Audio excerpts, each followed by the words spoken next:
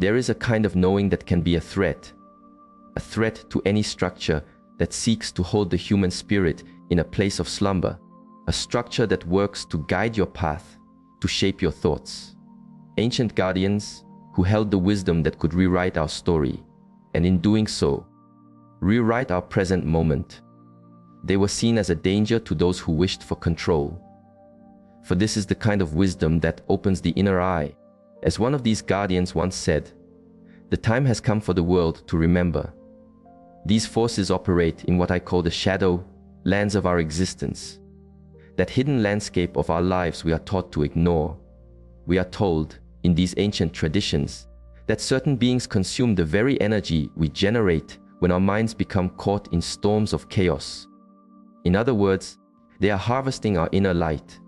A lineage of unseen entities, it is said, has influenced this world for ages untold, placing their inheritors in the seats of worldly power. For centuries, we have been given a story, an official story of who we are, where we came from, and what we should believe. But far from the gilded books of history, in the quiet heart, centers of ancient lands, another account was preserved. A story never written on paper, but breathed from one generation to the next in whispers. Stories of beings who descended from the heavens, of forces that altered the flow of human consciousness, and of silent keepers of wisdom who protected the truths this modern world has chosen to forget. One of these keepers was a man of deep vision who chose to break the sacred silence. An elder who said he had seen, with his own eyes, the hidden hands that shaped this world from behind the veil. This is his story, shared now not as his, but as a current in a river of forgotten wisdom. And what you are about to hear may change the way you see the ground beneath your feet. Who were these guardians? He was not an academic, not a scientist known in the great halls of the West. He was something far older, far more potent. He was a keeper of the way, a guardian of the soul of a continent, a living library of its most ancient secrets. For thousands of years in these lands, wisdom was not confined to ink and paper. It was a living thing, passed through the breath of elders, of healers, of seers. It was a sacred fire, protected from the wind, and given only to those whose hands were steady enough to hold it. From his earliest days, this guardian was brought into that lineage of fire, keepers. It was his grandfather, a man of healing himself, who guided him into the mysteries of the body, the soul, and the great dance of the cosmos. He learned of the rituals, the symbols, of the plants that speak and the spirits that guide, and he learned of the gods who arrived from the stars long before the world knew its current faiths. And many years later, with a voice as calm as a mountain and as clear as a river, he decided to break the ancient vow of silence, to share with the world the story that had been entrusted to him. The children of the serpent, the sky gods who broke the human being in two. Of all the wisdom this elder received, one story was etched deepest into his soul, a story as strange as it was unsettling, yet one that echoes in the whispers of cultures all across the world. The story of the Shitori, the serpent, beings who, in the dawn of time, descended from the sky in vessels of fire and light. According to the lineage, before their arrival, humanity was a different stream of life. We were not fractured into man and woman. Each being was a complete circle, whole, self-sustaining in body, mind, and spirit. We did not use words. We communicated as water communicates with water, mind to mind. Through images, feelings, and pure knowing, there was harmony, because there was no separation. The human spirit lived in communion with the earth and the sky. But when these beings came, the world cracked. They broke the human circle into two halves. They made us separate, and with that, they sowed the seeds of need, of longing, of dependence. Duality became our soil. They also gave us spoken language. And while this may feel like a gift, in his tradition, it was seen as the most subtle and powerful tool of control. Because when we began to rely on words instead of pure knowing, the direct connection was broken. The space for misunderstanding, for lies, for confusion was born. Conflict took root in the world. And the most disturbing part, they put us to work. They put us in the mines. In this tradition, humans were made to pull metals from the earth for these sky gods, a detail that resonates with other ancient whispers of star beings who shaped humanity to be their laborers. This part of the story also sounds like a shadow of the tale of Babel's Tower, where humanity, united by one language, was punished and scattered with many tongues, so they could no longer understand each other. But what if this was not a story of punishment? What if it was the memory of an external manipulation? For this elder, these beings were not myth. They were real, and they had a purpose: to enslave the human spirit. They taught us to obey, to kneel, to accept the authority of others over ourselves. They brought us new religions, new kings, new symbols of power, new structures of command. All of this was a great spell designed to sever the human connection to its own source. And since that time, the elder warned, we have been living within that spell, a kind of sleep which keeps us divided, confused, and disconnected from our true power. But there was something even deeper. The elder spoke of seeing, in a state of deep trance, how these beings feed on us, not just on our bodies but on our energy. They nourish themselves on strong emotions, on fear, on suffering, on chaos. Here too, we find echoes in other paths, of forces that seek to keep souls trapped in the dense world of matter, of an emotional energy that certain entities harvest from us, like a farmer harvests a crop. But the most unsettling thing, the elder said, is that these beings never left. They continue their work from planes unseen, hidden behind our structures of power, our politics, our institutions, and our sophisticated systems of emotional and mental control. We will return to this. This is not a solitary tale. Thousands of kilometers from that land, in a remote part of Africa, live a people of great mystery, the Dogon. For generations, they have protected a wisdom that seems to defy logic, and yet it rings with the same bell as the elder's story. The Dogon speak of beings who came from the star system of Sirius. The mystery is this: long before our modern instruments could see it, the Dogon already knew of and accurately described Sirius's invisible companion star. They said their teachers came from the water, depicting them as amphibious beings who came from the sky in a great spinning arc. Their purpose: to teach and sow knowledge on earth. They taught not only astronomy, but medicine, farming, and the ways of the spirit. How could a people, seemingly isolated, hold such precise celestial knowledge? And why do their stories echo others across the world? Could it be that different cultures, with no visible connection, are all remembering pieces of the same forgotten history? It is a global pattern that has been washed away. We could dismiss this as one man's vision. But when you look with quiet eyes at the oldest stories of our world, you begin to see a pattern, a thread running through all of them. The story of a humanity that was intervened upon, manipulated, cut off from its true nature. The Dogon, like the Zulu, speak of star beings who were bearers of knowledge, but also of imposition. In the Americas, the Hopi tell of celestial beings who guided them, but also warned of cycles of corruption if we stray from the sacred path. In ancient Sumer, the gods were said to have made humans in their likeness, not from love, but to use them as a workforce, a race of servants. Even in our most familiar holy books, if we read them with a different kind of sight, we see traces of this intervention. A God who punishes, who divides, who demands blind obedience.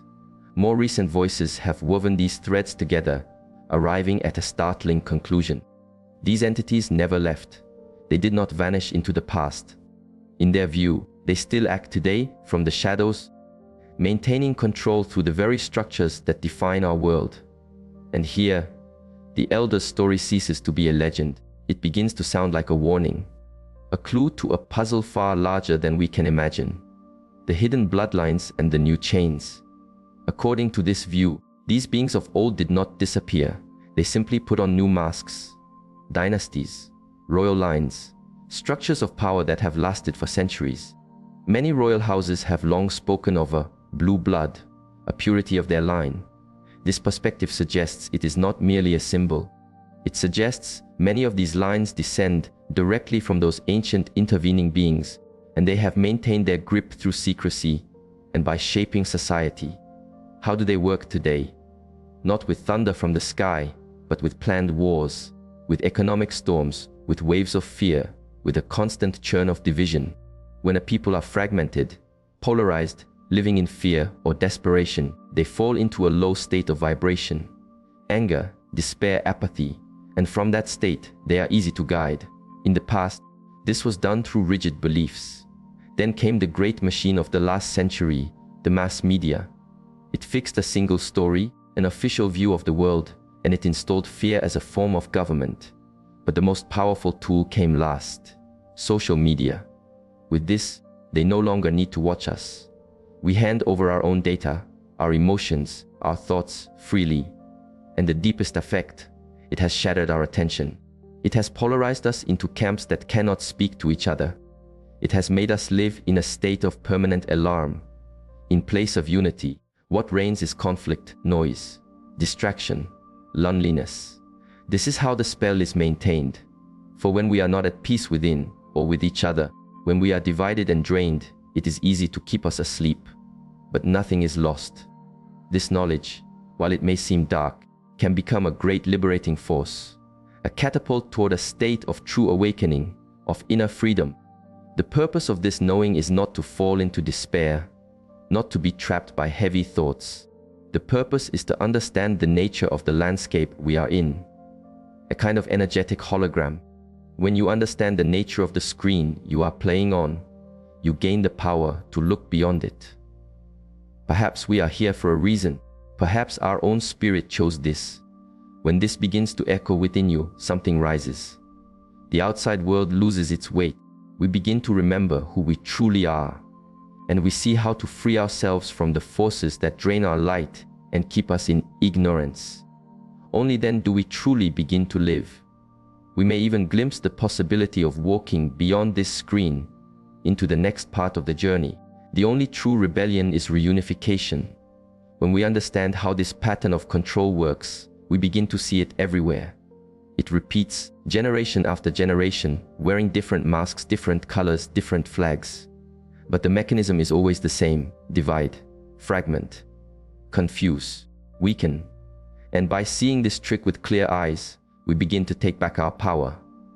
Because if all their work is to pull us apart, to distract us, to make us forget, then the most revolutionary act, the true awakening, is to do the opposite. It is to hold our attention, strong and sovereign. It is to choose, in a world of division, unity. Not just unity with others who walk a similar path, but first and most important, internal unity. Because what they seek to shatter is not just our bonds with each other, but the bond with ourselves.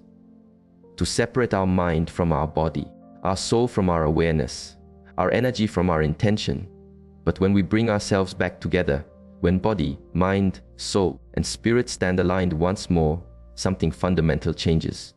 We return to what we once were: whole, conscious, free beings. And we understand, the war was never for our jobs or our money. The war was always for our soul. And that is where our true power lies, inside us, in a place no algorithm can map and no empire can conquer. Our essence, our direct line to the source. Return to the center. Reclaim your energy. Faced with a system designed to scatter and exhaust us, the true revolution begins with simple, powerful choices. The first is to disconnect, even for a few moments. To turn off the machine that scatters our attention with algorithms designed not to inform, but to fragment. Return to the natural, a diet that is alive, that not only nourishes the body, but also calms the mind and raises our inner frequency. For what we eat directly shapes how we think and feel. But not only what we eat with our mouth. Choose what you read, what you listen to, where you place your attention. Choose the energies you invite into your space and the thoughts you empower within it. Because we are creators. What we nourish inside blossoms outside. Breathe. It is so basic we have forgotten it. To breathe deeply, with intention. The breath, a practice refined for millennia by the sages of the East, does not just bring us to the now and quiet the storm of the mind. It unblocks our life energy. It allows prana, the force that animates all of existence, to flow freely through us once more. Meditate, not to escape, but to return, to observe yourself, to find stillness amidst the storm of the world and reconnect with who you are beneath all the layers of conditioning. In that silence, a clarity arises that is not born of thought, but from the deep connection to our inner light. Walk, move the body, dance. The body is the temple. When we allow it to stagnate, our energy also stagnates. Conscious movement awakens and centers us.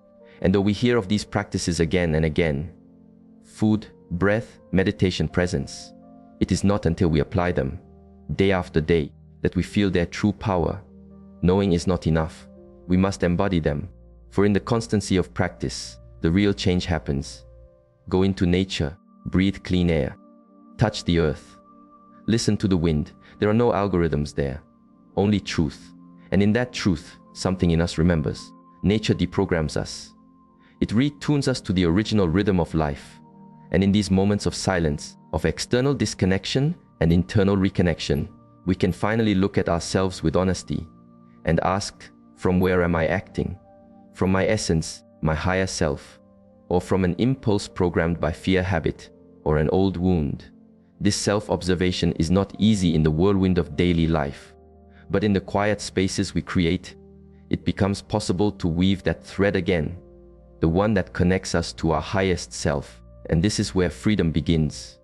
When we stop reacting and start creating from spirit, step by step, we reclaim what was taken. Sovereignty over our attention, the wholeness of our being, and the sacred energy that has been our birthright since the beginning of time. Thank you for walking this path to the end. I hope this knowing has served to enrich and empower your journey. Be well.